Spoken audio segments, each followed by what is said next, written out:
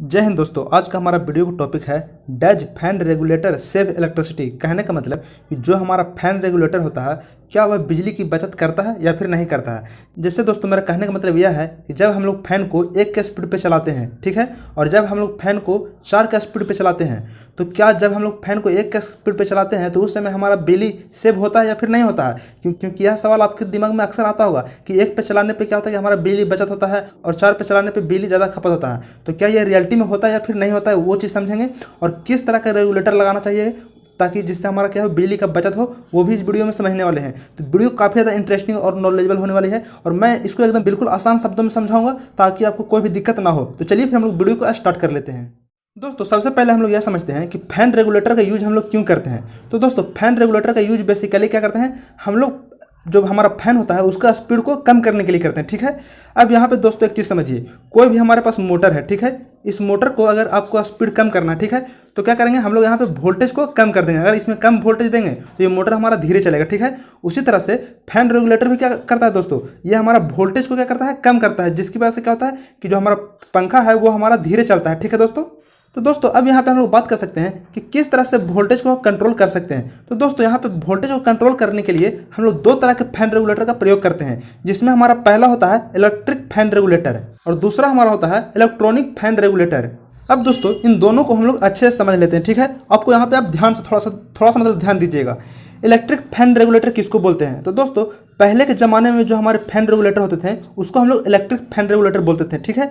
इसमें क्या होता था कि इसमें हम लोग रेजिस्टेंस का प्रयोग करते थे। ये किस तरह से काम करता है चलिए वो मैं आपको समझाता हूँ। दोस्तों इलेक्ट्रिक फैन रेगुलेटर के अंदर हमारा इस प्रकार का रेजिस्टेंस होता है, ठीक है दोस्तों। ये हमारा क्या है, रेगुलेटर हो गया जो पुराने ज़माने का होता था। इसमें हमारा क्या होता है, नंबर होता था 1 2 3 4 5 6 इस प्रकार का नंबर होता था। जब इसको हम लोग कम करते थे तो हमारा फैन का स्पीड कम जाता था और जब इसको मतलब कि फुल कर दिए तो इसका स्पीड ज़्यादा होता था। तो दोस्तों इस फैन रेगुलेटर के अंदर क्या होता था, रेजिस्टेंस का प्रयोग किया जाता था, ठीक है।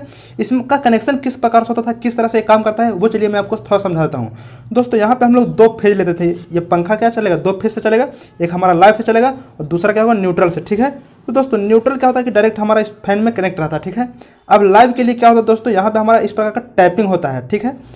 अभी यहाँ पे मैं आपको समझाने वाला हूँ। जैसे दोस्तों इस पंखा का जो रेगुलेटर है इसको अगर 1 पे कर दिए तो 1 पे क्या होगा, सबसे कम स्पीड चलेगा। तो दोस्तों यहाँ पे जो हमारा ये रेजिस्टेंस था ये क्या होता है, इसका टैपिंग क्या होता है, इस पे रहता है, सबसे हाई पे रहता है, मतलब कि सबसे ज़्यादा पे, मतलब कि यहाँ से दोस्तों यहाँ तक क्या हो रेजिस्टेंस काफ़ी हाई है तो ज़्यादा इसको रेजिस्टेंस मिलेगा। तो क्या होगा कि इसको वोल्टेज कम जाएगा क्योंकि यहाँ पे वोल्टेज ड्रॉप होता है, ठीक है दोस्तों। तो वोल्टेज यहाँ पे ड्रॉप होगा।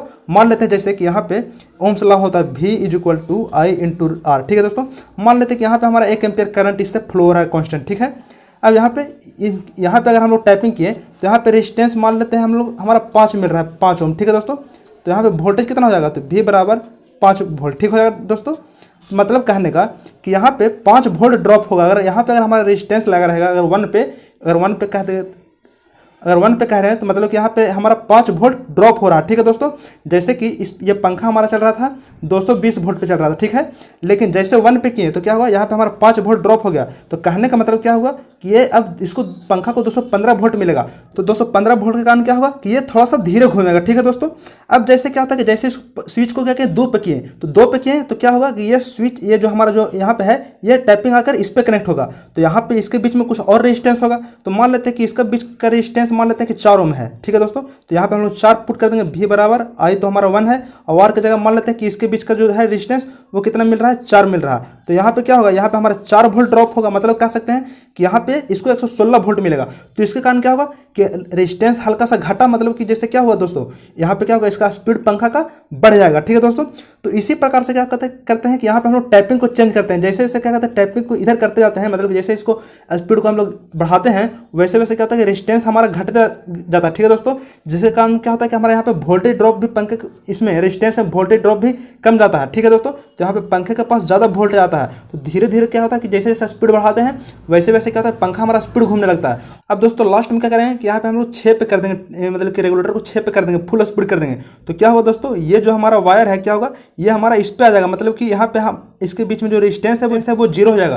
तो जीरो होने के कारण क्या होगा कि इसमें अब हमारा कोई वोल्टेज ड्रॉप नहीं होगा। जो इसमें हमारा जो 220 वोल्ट आ रहा था वो डायरेक्ट क्या होगा इस फैन को मिलेगा। ठीक है दोस्तों, तो ये फैन क्या होगा पूरा स्पीड पे घूमेगा। तो कह सकते हैं कि जिस तरह से हम लोग रेजिस्टेंस को बढ़ाते हैं उस तरह से क्या होता है कि हमारा ज़्यादा वोल्टेज ड्रॉप होता है और पंखा धीरे धीरे घूमता है। ठीक है दोस्तों, और जैसे इसको स्पीड को बढ़ाते जाते हैं, यहाँ पे हम लोग कंट्रोलर को बढ़ाते जाते हैं, वैसे वैसे यहाँ पे हमारा रेजिस्टेंस घटते जाता है, जिसके कारण क्या होता है कि पंखा हमारा धीरे धीरे स्पीड पकड़ता है।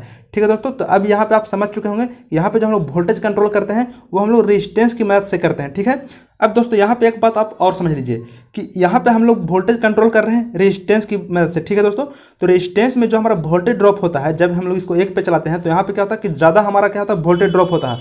तो ज़्यादा वोल्टेज ड्रॉप होता है तो यहाँ पे ज़्यादा हीट भी होगा। ठीक है दोस्तों, ये रेजिस्टेंस, तो यहाँ पे जो हमारा एनर्जी है वो क्या रहा है हीट के फॉर्म में डिसिपेट हो रहा है। मतलब कि यहाँ पे हम लोग एनर्जी को सेविंग नहीं कर रहे हैं। यहाँ पे भले ही वोल्टेज हमारा कम पहुँच रहा है लेकिन जो वोल्टेज ड्रॉप हो रहा है वो क्या हो रहा है हीट के फॉर्म में डिसिपेट हो रहा है। मतलब कि यहाँ पे हम लोग इलेक्ट्रिकल एनर्जी को बचा नहीं पा रहे हैं। ठीक है दोस्तों, अब दोस्तों यहाँ पे हम लोग इलेक्ट्रॉनिक फैन रेगुलेटर के बारे में बात कर लेते हैं। तो दोस्तों इसमें हम लोग एक डिवाइस यूज करते हैं जिसका नाम होता है ट्रायक। ठीक है, और यह एक पावर इलेक्ट्रॉनिक स्विच होता है। यहाँ पे दोस्तों हम लोग जो हाथों से मैनुअली स्विच को ऑन ऑफ करते हैं वैसा स्विच नहीं होता। ठीक है, यहाँ पे इलेक्ट्रिकली ऑन ऑफ होता है। ठीक है दोस्तों, यह क्या होता है इलेक्ट्रिकली हमारा ऑन भी होता है और ऑफ भी होता है। इसमें क्या होता है दोस्तों बेसिकली क्या होता है कि हमारा 3 टर्मिनल होता है। ठीक है, जिसमें एक टर्मिनल हमारा गेट होता है। इसी में क्या होता है दोस्तों हमारा पल्स दिया जाता है कि कब इसको ऑन होना है कब इसको ऑफ होना है। ये दोस्तों पूरा गेट के ऊपर कंट्रोल होता है। ठीक है दोस्तों, इसके ऊपर पूरा जो इसका वर्किंग है वो किसी और वीडियो में समझा दूंगा। अभी सिर्फ आप इतना समझ लीजिए कि इलेक्ट्रॉनिक स्विच में हमारा ट्रायक यूज होता है। ठीक है दोस्तों, ये एक पावर इलेक्ट्रॉनिक स्विच होता है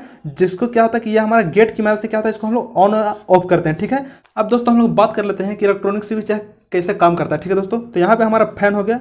यहाँ पे हम लोग क्या करते हैं कि एक हम लोग न्यूट्रल देते हैं। न्यूट्रल तो हमारा डायरेक्ट जाता है यहाँ पे। ठीक है, और लाइव जो हमारा वायर होता है इसमें क्या होता है दोस्तों इसके बीच में हम लोग ट्रायक लगा देते हैं। ठीक है दोस्तों, ये हमारा ट्रायक हो गया। अब यह काम कैसे करता है तो जैसे दोस्तों मान लेते हैं कि स्विच हम लोग कम किए। ठीक है दोस्तों, तो ये क्या करता है ये रुक रुक कर बिजली देगा। मतलब कि देगा फिर बंद करेगा, देगा फिर बंद करेगा। और ये क्या होता है इलेक्ट्रिकल स्विच जैसे इसमें गेट पल्स दिया जाता है। ठीक है दोस्तों, इसके ऊपर मैं बताऊंगा। सिर्फ आप इतना समझ लीजिए कि जब इसको कम करेंगे तो क्या करेगा ये बिजली को रोक रोक कर बंद करेगा चालू करेगा, बंद करेगा चालू करेगा। ये रोक रोक कर बिजली देगा जिसकी वजह से क्या होता है दोस्तों बिजली हमारा यहाँ पर लगातार नहीं पहुँचती है। ठीक है, ये ऑन ऑफ स्विच करता है। ठीक है दोस्तों, और इसका स्पीड होता है वो काफ़ी ज़्यादा फास्ट होता है। जैसे दोस्तों यहाँ पे आप अच्छे समझिए, पहले हम लोग वोल्टेज दे रहे थे शुरू में कितना 200 वोल्ट। ठीक है दोस्तों, ये 200 वोल्ट यहाँ से जा रहा था।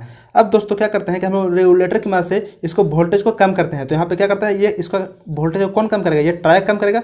तो समझ लेते हैं कि अब यहाँ पे 100 वोल्ट आगे दे रहा है। ठीक है दोस्तों, ये ट्रायक क्या करेगा वोल्टेज को कम कर दिया। तो ये वोल्टेज को कम किया दोस्तों तो ये क्या स्विच होता है ये स्विच हमारा ऑन ऑफ होता है। तो क्या कर देगा ये वोल्टेज को एक तो 100 वोल्ट किया तो वो क्या करेगा वोल्टेज को घटा दिया। ठीक है दोस्तों, और ये ऑन ऑफ होता है जिसकी वजह से क्या होता है कि स्पीड हमारा क्या होता है ये पंखे का स्पीड कम जाता है। अब दोस्तों यहाँ पे आप एक सवाल और पूछ सकते हैं कि जब यह स्विच हमारा ऑन ऑफ होते रहता है तो ये पंखा कैसे लगातार घूमते रहती है। तो दोस्तों पंखा में क्या होता है कि जैसे कि एक बार पंखा घूम गया तो क्या होता है कि पंखे के अंदर इनर्शिया होता है जिसके कारण क्या होता है कि जब एक बार फिर ऑन होगी तो क्या होगा कि जैसे एक बार तो चल गई और जैसे ही ऑफ होगी तो इनर्शिया होने के कारण क्या होगा कि पंखा ऑटोमेटिक मतलब घूमते रहेगी। और फिर क्या होता है कि फिर कुछ मिली सेकंड मतलब कह सकते बहुत फास्ट बहुत ही ज़्यादा फास्ट होता है। तो ये तुरंत क्या होता है कि फिर से यह ऑन हो जाता है। तो इसी तरह से ऑन ऑफ होते रहता है। और पंखा क्या होता है कि इनर्शिया कारण जब ये ऑफ होता है उस समय क्या होता है पंखा इनर्शिया कारण घूमते रहता है। ठीक है दोस्तों, अब दोस्तों यहाँ पे बिजली कैसे बचत होती है तो दोस्तों क्या होता है ये स्विच पहले ऑन होता है फिर क्या होता है ऑफ होता है। ये काफ़ी फास्ट होता है।